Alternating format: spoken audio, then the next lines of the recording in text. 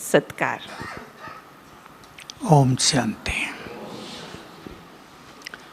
योग तो सहज ही है, पर मनुष्य उसे कुछ कारणों से कठिन और जटिल बना लेता है। योग के महत्व को यदि हम ठीक से समझ लेते हैं तो इस सब्जेक्ट पर बहुत ध्यान देंगे। किसी भी चीज़ की वैल्यू का ठीक ठीक पता हो तो सब पे ध्यान दिया जाता है ना। वैल्यू पता है, हमारे घर में एक छोटी सी भी चीज़ है, सुई भी है, समय पर जब उसकी ज़रूरत पड़ती है तो और कुछ काम नहीं आता, सुई चाहिए तो संभाल के रखी जाती है। योग की वैल्यू मुरलियों में सब आता है। योग जीवन की यात्रा को आसान करता है, स्वतः ही समस्याओं को नष्ट कर देता है। योगी आत्माएं बाबा को बहुत आकर्षित करती हैं, उसका ध्यान रहता है योगियों की तरफ। योगी जन संसार के लिए श्रृंगार हैं। इन महान योगियों की संसार में उपस्थिति संसार के अस्तित्व के लिए बड़ी काम की होती है। तो हम अपने योग को महत्व दें। आज भी एक लाइन मुरली में सुनी, मैं भी सुन रहा था, ये दुख तो कुछ भी नहीं, बहुत दुख आने वाले हैं। हमने सुना, किसी ने लिख लिया, ठीक है आएंगे। परंतु मैं तो दुखी लोगों को देखता हूँ क्योंकि मेरे पास आते हैं। मैं सोचता हूँ जब बहुत दुख आएंगे तो इनका क्या हाल होगा। ये बात अज्ञानियों की नहीं, ब्राह्मणों की भी है। दुखों को सहने की शक्ति, जिसको बाबा कहते हैं विनाश को देखना सहज काम नहीं है। चारों ओर भय का माहौल होगा, बढ़ता जा रहा है भय संसार में। हमें अच्छा योग करके अब इस योग से अपने को भी और संसार को भी मदद करनी है। समय विकराल आएगा। छोटी सी बात कह दूं, बाबा नहीं आ रहा है, आगे की कोई उम्मीद नहीं है। अनेक ब्राह्मण सब बड़े छोटे सोचते हैं क्या होगा, बाबा आएगा या नहीं। मैं सीधा कह देता हूँ नहीं आएगा। लोगों को खराब भी लगता है, ऐसा क्यों बोलते हो आप। मैंने कहा मुझे पता है ना वो नहीं आएगा, क्योंकि वो 50 साल बहुत आया है। उसने जो कुछ हमें दिया है उसके लिए शब्द नहीं, अतुलनीय भी छोटी बात। अनंत ज्ञान का भंडार। अब वो चाहता है सभी बच्चे उसका स्वरूप बन जाओ। संसार को देने का समय आ रहा है। बाबा आके क्या करेगा, आता रहा, लोग मिलते रहे, छोड़ के भी जाते रहे। हमने लाखों को जाते हुए देखा है, भगवान से 10-10 बार मिल के छोड़ के जा रहे हैं। अब बाबा भी सोचता होगा मेरे आने से काम नहीं चल रहा, अब कुछ और करना पड़ेगा। तो गॉड्स प्लान कुछ और है युग को बदलने की। बदलना तो उसको है। एक बात और याद आ गई, टॉपिक से बाहर है पर बता दूं। कोई डॉक्टर कहीं का बहुत ज़्यादा प्रचार कर रहा, श्री कृष्ण ने जन्म ले लिया और 15 साल का हो भी गया। गलत है साहब। क्यों गलत है बताओ। बाबा की मुरलियों में सब आता है, श्री कृष्ण जब जन्म लेगा तो क्या होगा। बहुत थोड़े लोग बचेंगे। जब वो आत्मा उतरेगी, लाइट हो जाएगी, सबको पता चलेगा फर्स्ट प्रिंस ने जन्म ले लिया। पतित आंखों से देवताओं को नहीं देखा जा सकता, उसका बाप भारत का सम्राट होगा। कहाँ है वो सब। ये सब झूठे प्रचार करते हैं लोग जिन्हें कुछ नहीं आता। इसलिए हमें श्रेष्ठ योगी बनकर अपनी स्थिति को महान बनाना है। बनना है योगी। कौन कौन बनना चाहेंगे। नहीं सब नहीं, वो तो एक दूसरे को देख के हाथ उठाते हैं। मैं खुली बात करूंगा आपसे, ये नहीं आप तो हो ही योगी, जैसे बाबा खुश कर देता था ना, सब मेरे योगी बच्चे बैठे हैं, योग लगता हो ना लगता हो, बाबा से तो जुड़ गए तो योगी तो हो गए। सच बताओ, त्याग करना पड़ेगा। अगर योगी बनना चाहते हैं तो व्यर्थ के लिए कान बंद। बोलो माताओं का, अब बोलो क्या इरादा है, सोच के बोलना। हाथ ऊपर जा रहा है, ये मेरे पास नहीं, ऊपर सीधा। व्यर्थ सुनने की आदत। आजकल नेट, यूट्यूब, व्हाट्सएप, फेसबुक, ये वो, माताएं कम लगी होंगी पर युवा वर्ग तो पूरा लगा है। ये सब विनाशकारी है। विनाश से पहले इन सब ने विनाश किया है मनुष्य का। प्योरिटी का विनाश, सद्बुद्धि का विनाश, बुद्धि की एकाग्रता का विनाश। खुल के बोल रहा हूँ, जरा बुरा किसी को लगे हाथ उठा देना तो बंद कर दूंगा। योगी बनना है जो सर्वश्रेष्ठ प्राप्ति है, उससे बड़ी प्राप्ति कोई होती। योगी बनना ही बहुत बड़ी प्राप्ति है, क्योंकि उसमें आत्मा परम आनंद में रहती है। स्वर्ग के सुख भी उसके आगे फीके लगते हैं, वो सुख ही बहुत बड़ा है। मैं तो याद किया करता हूँ, हमने बाबा के पाठ को कितने साल देखा, पहले दिन से अंत तक। वो दिन याद करते हैं जब बाबा नीचे शांतिवन में 4-4 घंटे बैठते थे। वाइब्रेशंस याद आते हैं, वो डीप साइलेंस, परमात्म प्यार की तरंगे फैल गई। हम सब के लिए बहुत बड़ा उत्सव होता था, वो सेलिब्रेशन होता था या नहीं, जिन्होंने किया है। हमने तो हजारों बार कर लिया। यहाँ आए, हिस्ट्री हॉल में आए, बाबा अपने कमरे में आए, और कई जगह आए यहीं।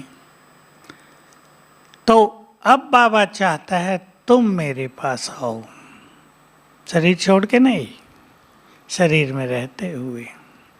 आने वाला समय हमसे ये डिमांड करेगा कि हम संसार को बहुत कुछ दें। और जो मोह ममता माया के जाल में ज्यादा उलझ गए हैं ना ब्राह्मण, उनके हाथ कुछ नहीं आएगा। जब उन्हें लगेगा इन करोड़ों को कमाने में तुमने जीवन लगा दिया, वो समाप्त हुए, रोता छोड़ गए।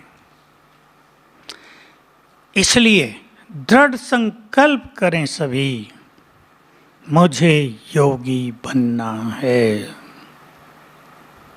कई लोग इस बात को नहीं समझते। योगी बनेंगे, कार्य सहज सफल। योगी बनेंगे, बच्चे चरित्रवान। योगी बनेंगे, बच्चे बहुत अच्छा पढ़ेंगे। योगी बनेंगे, सफलता आगे पीछे घूमेगी। लोग सोचते हैं योग में टाइम दें, मुरली में टाइम दें, अरे काम में टाइम दें। बहुत गलत विचार है, उलझते जा रहे हैं कई लोग। इसलिए प्रभु प्लान को समझते हुए 2030 तक उसे युग बदल देना है। उस तरह से प्रोग्राम नहीं चलेंगे जैसे चलते आए हैं 84 साल, कुछ और चलेगा जिससे तेजी से परिवर्तन होगा। बाबा क्या करते थे, बाप ये मेहनत राजा और रानी तैयार करने की कर रहे हैं। जिस दिन वो तैयार हो जाएंगे, प्रजा तो एक दिन में आ जाएगी सारी, एक दिन लगेगा। इसलिए 10-12 लाख से 10-12 करोड़ होना 1 साल का काम होगा, बस, ज़्यादा नहीं। लेकिन महत्व होगा देने वालों का, जिनके अंदर योग की शक्ति होगी, जो दृष्टि देकर दूसरों के दुख हर सकें। देखो कौन करेगा ये काम, जो वाइब्रेशंस देकर सबको रात को सुला सकें। सोएंगे नहीं लोग, मुझे साफ दिख रहा है 2025 आते आते संसार की आधी पॉपुलेशन रात को जागरण करेगी, सजाएं खाएंगे। पूर्वज बनकर उन्हें सुला दें अपने कमरे में बैठ के ही। ऐसी योगी आत्माओं की बाबा को जरूरत है कि वो भी तो उसे याद करेंगे ना जग के, हे भगवान मैंने क्या पाप किए, नींद नहीं आ रही है। बाबा हमें कहेगा अब इन्हें सुलाओ, बच्चे रो रहे हो, दो पति जग गया हो, पति माँ को पत्नी को उठाएगा, सुलाओ इन्हें जाके। करते हैं या नहीं घरों में? बाबा भी हमें जगाएगा, नहीं तो हमें भी सोने नहीं देंगे वो। अब इन्हें सुलाओ फिर सोना। तो योगी आत्माओं का ही महत्व होगा। अगला संगम युग, अगला माना जो आगे अब आ रहा है समय, ये योगियों का होगा। इसलिए बाबा की मुरली में एक बहुत अच्छी बात आती है, स्वार्थ और कामनाओं को छोड़ दो, निष्काम हो जाओ। जिनको योगी बनना है, निष्काम। आज के स्लोगन में भी है, मेरा कुछ भी नहीं। ये स्थिति है योगियों की। तब अनुभूति होगी बाबा मेरा है। अगर मेरा यहाँ सब कुछ है तो बाबा मेरा नहीं, सीधा हिसाब है।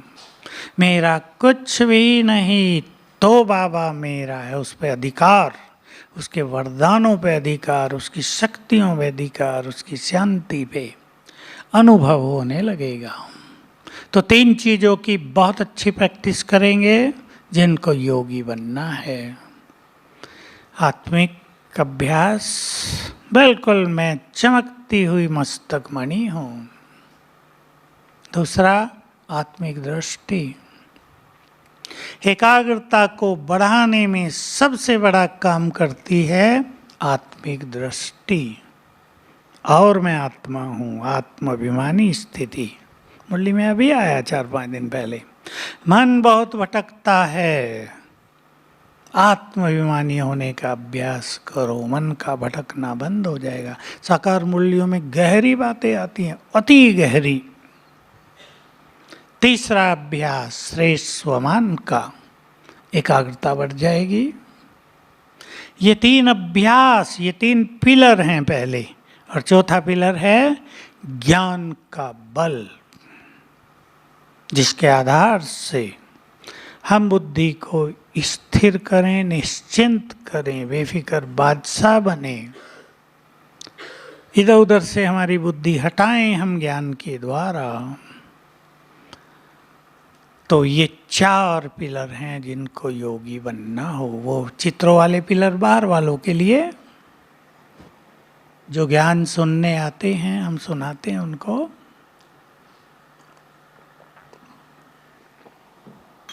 ये पिलर हमारे लिए इम्पोर्टेंट बात है। अभ्यास, प्रैक्टिस प्रैक्टिस प्रैक्टिस, इसको ही तपस्या कहते हैं। और भी सुन लें आप, मुझे जिन बातों ने बहुत अट्रैक्ट किया है जीवन में, तुम्हारी श्रेष्ठ साधना है बुद्धि को स्थिर करने की। ये हमारी श्रेष्ठ साधना है। बहनों को जगह दो, इधर आ जाओ, लास्ट वाले फास्ट आ जाओ, इधर आगे आ जाओ। बताओ माताओं को इधर आ जाएंगे। हमारी सर्वश्रेष्ठ साधना है बुद्धि को स्थिर करना। और बुद्धि स्थिर तब होती है, उदाहरण है, आजकल तो यूज नहीं होता, पहले घड़ों से मटकों से पानी लाया करती थी बहनें, 3-3 रख लेती थी। भरा होता तो छलकता नहीं था। भरी होगी बुद्धि ज्ञान रत्नों से तो स्थिर हो जाएगी। ज्ञान बहुत बड़ी चीज है। ज्ञान ने ही तो हमें यहाँ लाया। ज्ञान रोशनी है हमारे लिए, ज्ञान हमारे जीवन को सरल करता है। इसलिए ज्ञान की ऐसी पॉइंट सभी को अपने पास रखनी है। मैं ये बात बहुत कह रहा हूँ क्योंकि मैंने ये पूरा जीवन किया है।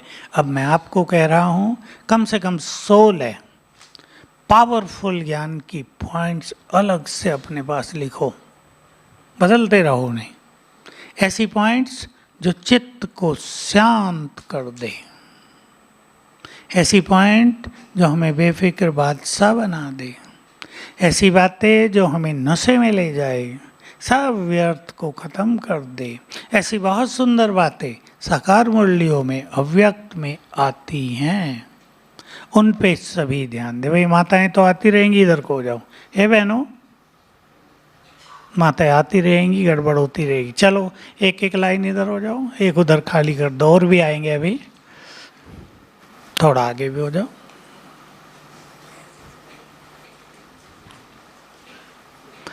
पहला अभ्यास सभी करेंगे, बस स्थिर हो जाओ भी। बाबा से अपनापन, ये मोटी बात भी है लेकिन बहुत सुंदर है। बाबा मेरा है, गीत तो हम सब ने बना दिए खूब, वो मेरा है। जैसे आप अपने बच्चों को देखेंगे, सोचना नहीं पड़ता है मेरे हैं, क्या फीलिंग होती है, क्या प्यार रहता है, क्या भावनाएं रहती हैं, हम उनके लिए क्या करना चाहते हैं। पड़ोस के बच्चों के लिए तो नहीं करेंगे ना वो। बाबा मेरा है, पहला कदम योग का। ये मेरापन बढ़ाना है, बड़ी गहराई है इसमें। ये मेरा बाबा कहने वाला नहीं बात कि कह दिया मेरा बाबा काम हो गया, लेकिन बहुत अपनापन हो जाए। अपनेपन पर क्या होता है? अधिकार। नेक्स्ट सबसे बड़ी चीज होगी भगवान पे अधिकार। छोटी बात नहीं होगी। अब तो मनुष्यों पे भी अधिकार नहीं रहा। आपका अधिकार आपके बच्चों पे नहीं है अभी। अधिकार करेंगे तो छोड़ के निकल जाएंगे आपको। भगवान पे अधिकार पसंद है बहनों को? भाई लोग समझ रहे हैं? वो मेरा है, उस पे अधिकार है। बाबा बहुत अच्छी चीज सिखाते रहे, बहुत बार सिखाया, यूज करो बाबा को। वो मेरा है कहने के लिए नहीं, सचमुच वो मेरा है, उसे यूज करो। जैसे यहाँ संसार में यूज करते हैं ना, आपका कोई रिलेटिव मिनिस्टर बन जाए, यूज कर लेते हैं, उसे कहीं कट नहीं आ जाए, यूज करते हैं। भाई यहाँ दिक्कत है, हमें मदद चाहिए, मदद करो, करते हैं। बाबा भी पूरी तरह मदद करता है। मैं बाबा का एक महावाक्य याद दिला दूं जो वेल नोन है, पॉपुलर है, लेकिन उसकी लास्ट बात बहुत बाबा के बच्चे भूले रहते हैं। जब भी मुश्किलात आए, दिल से कहना, आगे बोलो, और आगे, और नहीं, बाबा की महिमा नहीं करो, और आगे बोलो, कहो, क्या कहो? आ जाओ, मदद करो। इससे आगे की लाइन नहीं भूलना, वो भूली हुई है, वो शायद किसी को भी याद ना हो। जिसको याद हो बताओ। देखो बहुत अच्छा, आप तो बुद्धिमान हैं, से माताएं होशियार हैं भाई। बाबा भी बंधा हुआ है मदद करने के लिए। इस बात को बुद्धि में और दिल में समा लो। हम मनुष्यों की ओर देखते हैं द्रौपदी की तरह।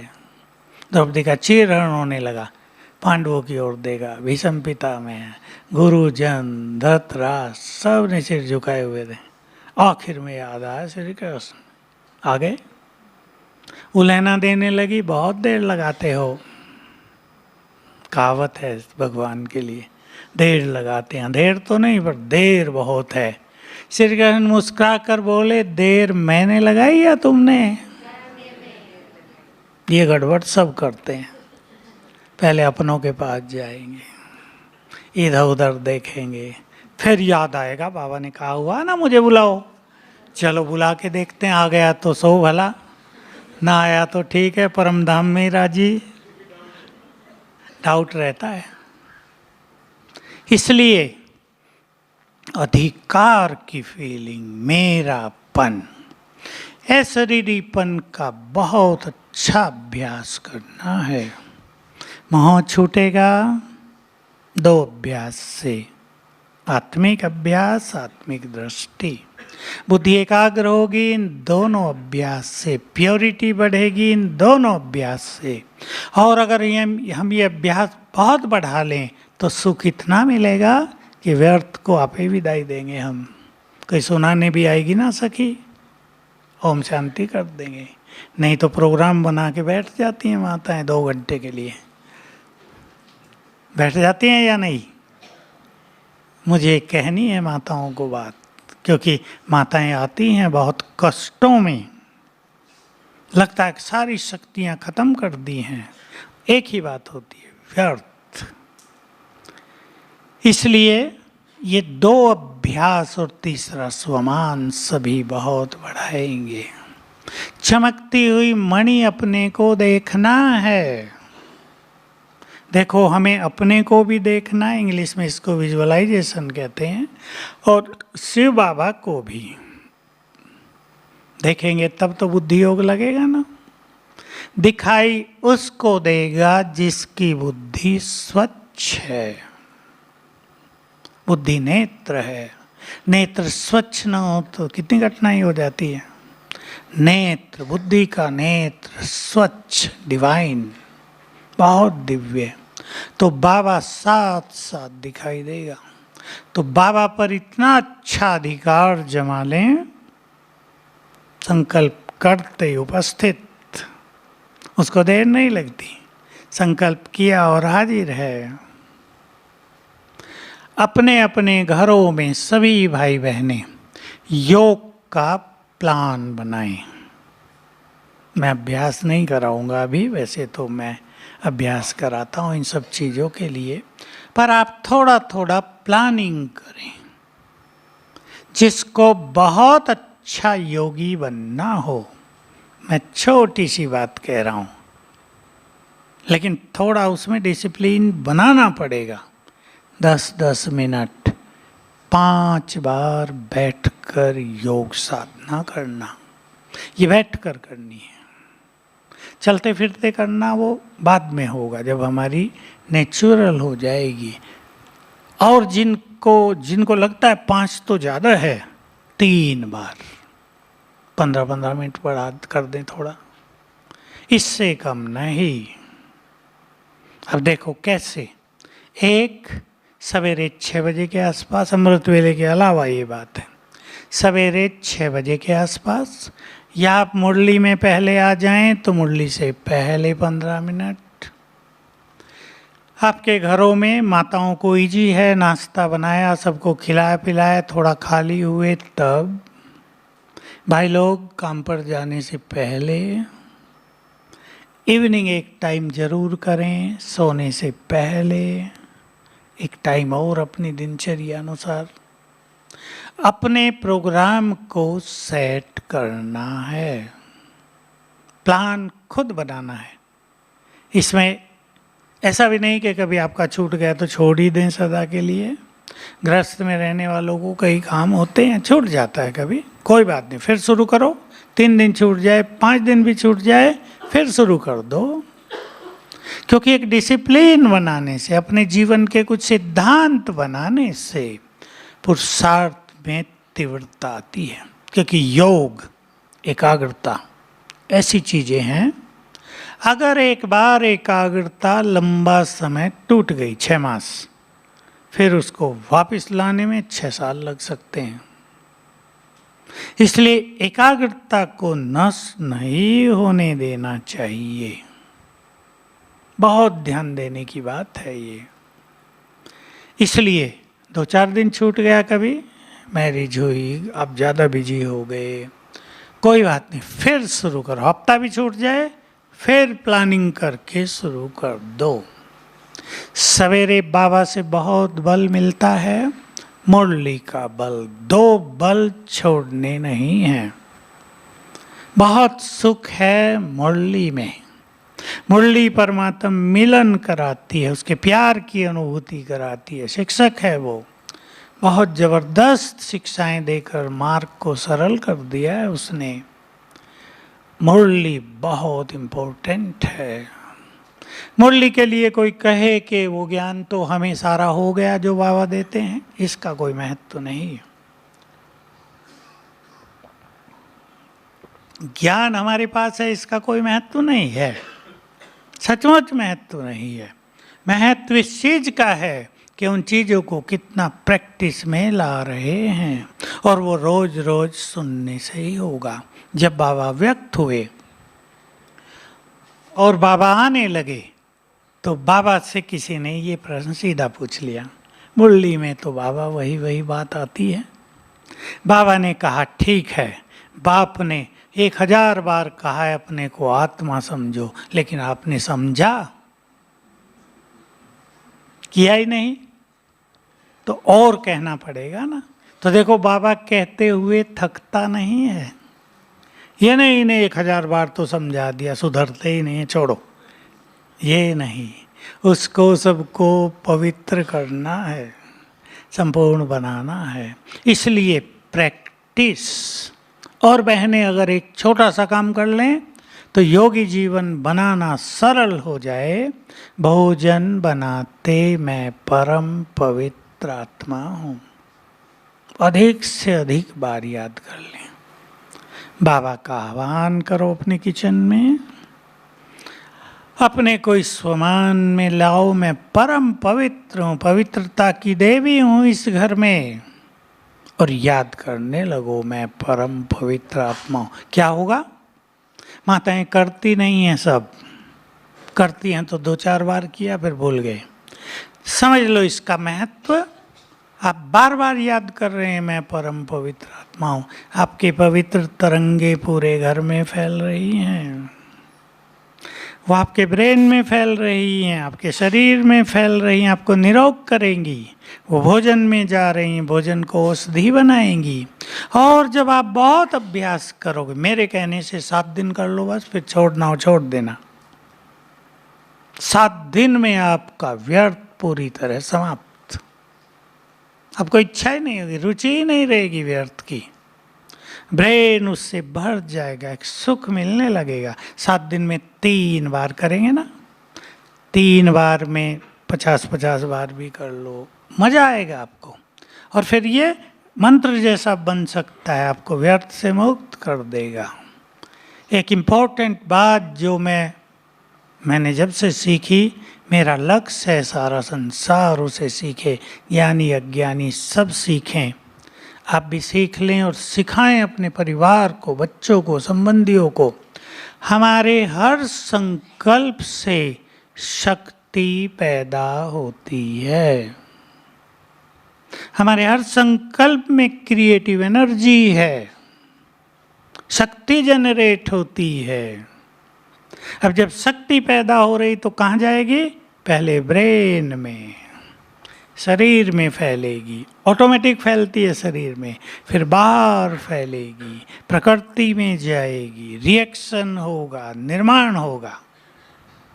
अगर कोई मनुष्य निगेटिव सोचता है, निगेटिव एनर्जी पैदा हो रही है, ब्रेन में जा रही है, ब्रेन की कई चीज़ों को डैमेज कर रही, डैमेज माना नष्ट कर रही है, जला रही है। संभलना है। कईयों को आदत पड़ गई है बहुत सोचने की। ये नई बीमारी शुरू है संसार में अब, और अगले 5 साल में ये तूफानी बन जाएगी।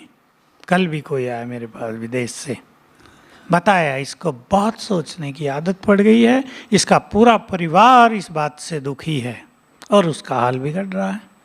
पेट खराब तो सिर दर्द, नींद नहीं आती, परेशान, चिड़चिड़ापन, एक ही बात, ज़्यादा सोचने की आदत।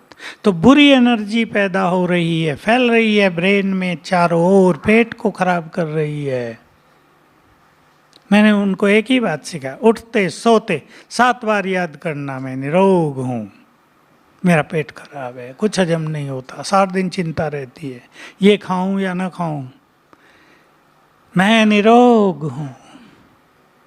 एक एक संकल्प एनर्जी देगा तन को, मन को, बुद्धि को, ब्रेन को, बाहर प्रकृति को। सभी समझ रहे हैं भाई बहने? आप अगर सोच रहे हैं मेरा तो भाग्य ही खराब है, आदत है कई लोगों को ये सोचने की, ये सोच के भी सुखी हो जाते हैं थोड़े दिन के लिए, क्या करें भाग्य ही खराब है। अगर आप बार बार ये सोच रहे हैं तो भाग्य को और खराब कर रहे हैं। और जिस दिन सवेरे उठते सोचने लगोगे मेरे जैसा भाग्यवान कोई नहीं, उस दिन से ही भाग्य पलटना प्रारंभ हो जाएगा। हर संकल्प से एनर्जी पैदा हो रही है। क्या सोचते हैं हम सारा दिन? ऐसे तो हजारों संकल्प उठते हैं, पर 10 ऐसे संकल्पों को आप नोट कर लें जो इम्पोर्टेंट हैं, जो प्रभाव डाल रहे हैं। मेरे बच्चों का क्या होगा? माताओं को बहुत संकल्प, क्योंकि बच्चे बिगड़ रहे हैं। बुरा संग, नेट का संग, व्हाट्सएप, सबके पास लैपटॉप है, लगे रहते हैं उसमें। बहुतों के साथ हो रहा है, 50% घरों में बच्चों का ये हाल हो गया है। अगर आप बार बार चिंता करेंगी मेरे बच्चों के साथ क्या होगा, क्या होगा, इनका भविष्य क्या होगा, इन्हें कौन संभालेगा, तो बिगड़ेगा खेल। चेंज कर दो संकल्पों को, बोलो क्या सोचेंगे? अच्छा होगा। और आपके पास बहुत अच्छे संकल्प हैं, निकालो उन्हें। मेरे बच्चे बहुत अच्छे हैं, ये भाग्यवान हैं, ये चरित्रवान हैं, ये शिव बाबा के बच्चे हैं, इनका भविष्य बहुत उज्जवल होगा। ये सोचने में क्या नुकसान है? ये सोचो तो आपके वाइब्रेशंस उनमें जागृति ला देंगे। इसलिए संकल्पों की उथल पुथल से बचेंगे तो योगी बनेंगे। एक ही संकल्प जो आप सबने बोला भी, उससे अनेक संकल्प खत्म हो जाएंगे। मेरे साथ सब कुछ बहुत अच्छा होगा। मैं इसमें 2 संकल्प और जोड़ रहा हूँ आजकल, क्योंकि मैं बहुत भाग्यवान हूँ और मेरे साथ स्वयं भगवान है। देखिए, सारा खेल संकल्पों का है। ये चारों युग संकल्प से ही चलते आए हैं। इसलिए संकल्पों को एकाग्र करने के लिए अपने संकल्पों को सुंदर बनाएंगे। संकल्पों को रोकना, संकल्पों को एकाग्र करना नहीं है। कई लोगों ने इस बात को समझा नहीं। एकाग्र होना है माना कुछ नहीं सोचना है, गलत डेफिनेशन है। सोचना है अच्छे से अच्छा, यह है एकाग्रता। सोचना है वो जो हमें सोचना चाहिए, जो नहीं सोचना चाहिए वो नहीं सोचना है, यह है एकाग्रता। बुद्धि की एकाग्रता है शिव बाबा के स्वरूप पर बुद्धि लग जाए, और मन की एकाग्रता है मन श्रेष्ठ संकल्पों में आ जाए। संकल्पों को बंद नहीं करना है।